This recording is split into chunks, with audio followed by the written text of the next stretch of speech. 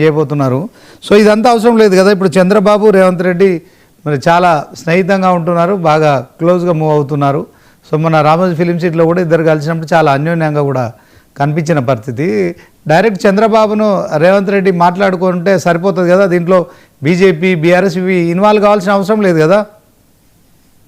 ఇది ఒకటి శ్రీనివాస్ గారు, రేవంత్ రెడ్డి గారికి చంద్రబాబు నాయుడు గారికి సంబంధించిన విషయం కాదు. రెండు అంతర్రాష్ట్రాలకు సంబంధించిన నదీ వివాదాల జలం ఇది.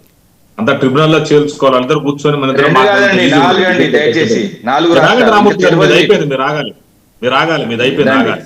ఎందుకంటే మీరు పాఠం పంప చెప్పారా, అయిపోయింది. మీరు ఒక టాపిక్ లిమిటెడ్ టాపిక్ మీద మాట్లాడలేదు.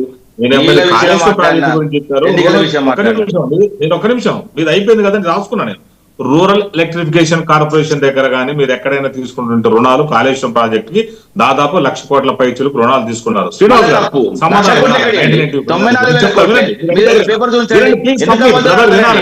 ఓపిక ఉండాలి మీరు.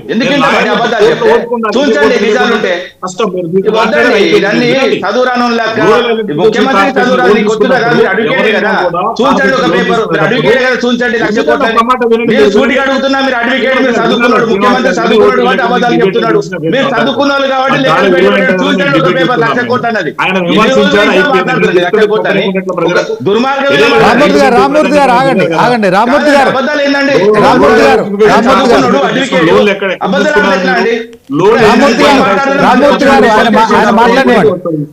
గారు ఆయన మాట్లాడినవాడు. శ్రీనివాస్ రెడ్డి గారు సమాధానం చెప్తారు. రామూర్తి గారు విననీయాలి కదా ప్రజల్ని. మనం మీరు రూరల్ ఎలక్ట్రిఫికేషన్ కార్పొరేషన్ తీసుకున్న రుణాలు ఏంటంటే 8.5% నుంచి 14% వరకు రుణాలు తీసుకున్నారు. అంత వడ్డీ అవసరం లేదు దీర్ఘకాలిక రుణాలకు. దాన్ని మేము మొన్న మాడిఫికేషన్ చేసుకుని తక్కువ వడ్డీకి తీసుకున్నాం. ఆ విషయం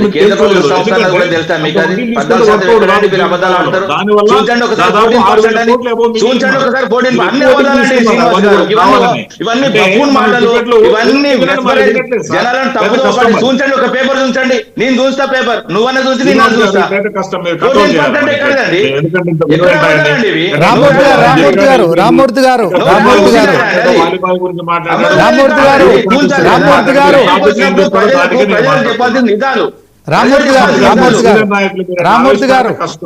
ఓకే శ్రీనివాస్ రెడ్డి గారు కంక్లూడ్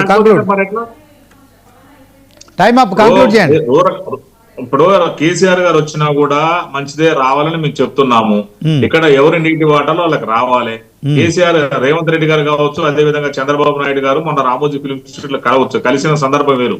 అక్కడ ఈటీవీ వాళ్ళు ఒక కార్యక్రమంలో అద్దరు కలుసుకున్నప్పుడల్లా ఈ కూర్చొని మాట్లాడాలంటే ఏదో మనం కలిసినప్పుడు ఉండదు కదా. ఒక పాలసీ మ్యాటర్లు అంత ఈజీగా ఛాయ్ దాక్కుండా టీ దాక్కుండా మాట్లాడే విషయాలు కాదు, దాన్ని కూలంకుషంగా చర్చించాలి. దానికి సంబంధించింది ఏంటంటే మనం ఇక్కడ పార్టీలకు అతీతంగా బేసిజాలకు పోకుండా బీఆర్ఎస్ వాళ్ళు కానీ, బండి సంజయ్ లాంటి వాళ్ళు కానీ, కిషన్ రెడ్డి లాంటి వాళ్ళు కానీ కూర్చొని మన యొక్క రాష్ట్ర ప్రయోజనాల కోసం మనం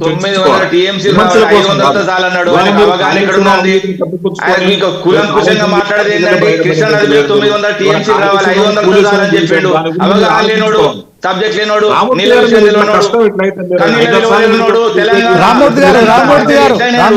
రామూర్తి గారు ఇది చిన్న విషయం కాదండి శ్రీనివాస్ గారు.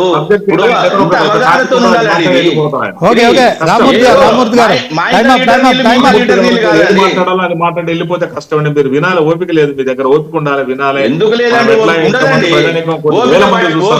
రోజు మమ్మల్ని చంపింది కాంగ్రెస్ పార్టీ. మాట్లాడు, ఓపిక ఉండాలి, వినాలి. ఓపిక ఉన్న రోజు చంపింది, తిరగబడిన తెలంగాణ వచ్చింది మీ మీద. ఎట్లా ప్రజలు కన్ఫ్యూజ్ గారా?